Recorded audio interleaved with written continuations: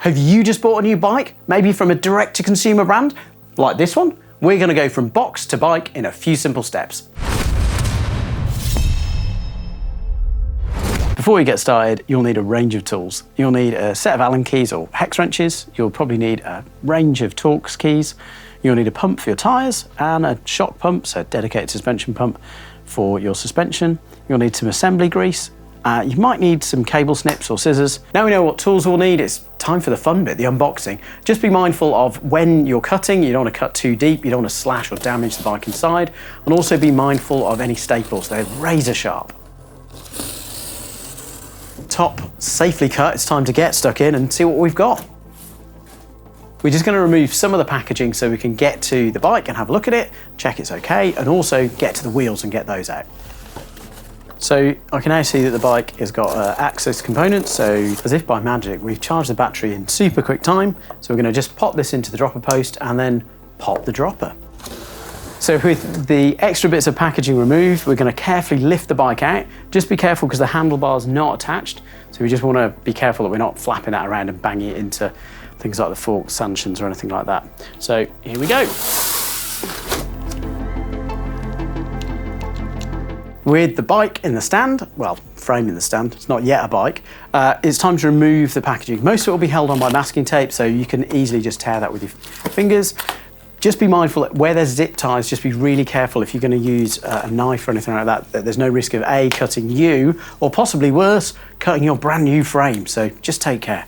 With the protection material removed around the front triangle, we're going to carefully fit the bars into the stem. So we can leave the back end of the bike because that's all tape and all secure, but we don't want these loose bars rattling around as we tinker with the rear mech and the rear end. So we're going to just take the faceplate off the stem, just carefully. Just be really mindful of noting of any instructions. So with this one, we've got a clamp at the top, so 0 gap, and the bottom there's a gap. So just be careful with the bolts, because they are small, and often will get sucked onto the largest, heaviest object that's in your workshop or kitchen, or wherever you're making the bike. Offer up the bar. Don't worry too much about your bar angle, because that's something you can adjust to perfection when you've got wheels in the bike and the wheels on the ground. With bolts approximately in the right place, we're just going to roll the bar to roughly the right position. We'll adjust it when the bike is set up with wheels in on the ground, but we're just going to tighten the top bolts up as per the manufacturer. So with this one, there's no gap at the top. With the bars sort of roughly in place, we're now going to look at the back of the bike, and with this one, we've got a T-type mech. We've got lots of zip ties along here, so I want to hopefully use some scissors, but you can get side snips as well. I'd say avoid using a knife just because it's so easy to slip and cut you. Obviously that's not great, but worse, you could cut and damage your frame, so we don't want that with a new bike. With this bike, we've got a kind of cardboard assembly and foam here that's holding the back of the bike up, so that's also zip tying the rear mech, so it's all going to sort of come off together. Thing to hold on to, obviously, is the rear mech, because that's relatively expensive. The cardboard, less so. Okay, we've got a T-type rear mech on this bike, which is a little bit more engaging to set up. Yours might be just a simple UDH or normal mech hanger. If so, just attach the rear mech. Obviously, depending if it's Shimano or SRAM, do check the manufacturer's recommendation for torque. Okay, we've got our T-type installed. You've got your rear mech installed. Next, it's time to remove the brake pad spacers, so just be really careful not to touch your brake levers during this time. It's not a complete disaster, but yeah, just avoid touching brake levers when you've taken out these spacers. Also, these spacers are really handy, so don't just chuck them in the bin, keep them. You can use them to spread pads at a later date, or when you go traveling with your bike. Wheels will have some protective cardboard, they might have plastic on there, but before we install the wheels, time to remove that. Just be really careful not to get grubby, greasy hands on disc rotors. So this is T-type, but your rear mech might have a clutch on it, so make sure either the clutch lever is off or you lock it with the cage lock there, so it's nice and out of the way. Again, just be careful that you line the discs up when you slide it in. Things are getting very excited. It looks like a bike now. We're getting close to having our new bike, but just be careful, go slow, and we'll get it perfect. So we're going to unwrap the brakes next. Next up, we're going to put the saddle on. So with the access seat post, just get it ballpark to start with, because obviously when the wheels are on the ground, we'll know exactly what angle we need. So time to air things up. So we'll start with the tyres, and then we're going to do suspension after that. This bike has come with tubes, so for speediness of the video, we're just going to inflate them. We've got dedicated videos on how to set up your bike tubeless. I'd recommend it, it's great. With the tyres aired up, now it's time to approach the suspension. Now, depending if you've got a full suspension like this, where you'll need to air up both the shock and the forks, or a hardtail where you'll just need to air up the forks, get a shock pump. Often there's a guide, a little decal on the inside of your fork, definitely be in the instructions as well, of how much pressure you'll need. And that'll be dependent on how much you weigh, how much you're going to carry around with you. But we're just going to ballpark it, as this is actually going to be Anna's bike.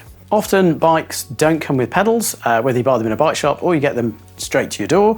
We're going to put some just flats on just to help with setup now. And often the reason why they don't come with pedals is because there's so many options, whether it be flats, and even in flats you've got different sizes. So yeah, we've got a video out there of choosing between flats and clips, but we'll just set this up now.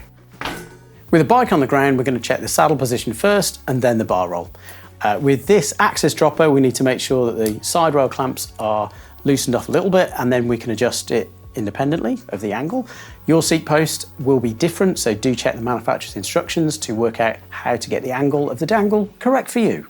So with a bar roll, make sure you're looking at the bar vertical roll, sort of roughly in line with your steer tube. So looking from the side will get you the best shot of that one. Other thing to be mindful of is making sure that the bar is actually centered, so getting the bar roll right, but having it sort of 5mm one way or 5mm the other way is less than ideal, but I think we're pretty much spot on there. Starting the bike, I'm just gonna try and line up the stem with the front tyre.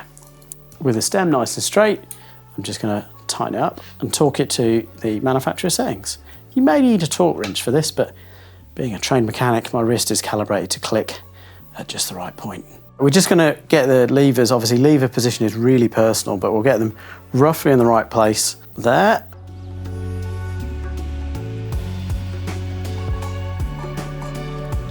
We've popped the bike back in the stand, and that's because it's just easier in a stand to do a full bolt check. If you're easily distracted by new bike, just take care with doing a bolt check. Start from, say, the top and work down, or start from the bars and work back. But make sure you check all the bolts, because sometimes they just need to be nipped up. And the last thing you want is to head out on your ride only to realise that, I don't know, an 8mm or a 10mm that needed to be tightened up in the stand needs to be tightened up on the trail. So just do a quick bolt check. Last thing to do with a bike in the stand is just quickly run through the gears and check they're all okay. This Access Setup one is perfect right from the box. And to be fair, that's often the case with out-of-the-box bike builds. We've got some gear how-to videos in the links below on how to set up or double check that your rear mech is set up. One more thing to check in the stand is which way around the brakes are routed. So for me as a UK person, that means this right hand is my front brake, so just be sure that that's the setup that you've got on your bike. We've got videos below on how you can switch brakes out. So yeah, make sure you've got the brakes the right way around. Awesome, your bike is basically ready to go, which is super exciting. New bike day. So things to be just careful of on that first ride. A, don't forget your shock pump, because you probably will need to change your sag levels because, well, it's a new bike and you're not sure where stuff is. The other thing that you should be really mindful of is bedding in those brakes. Different brake brands have got different styles of bedding in, whether it's constant braking for sort of 30 seconds or dragging them for longer, but make sure you bed them in because it gives you optimized disc and pad life. But yeah, you're set to go. Go and enjoy your bike.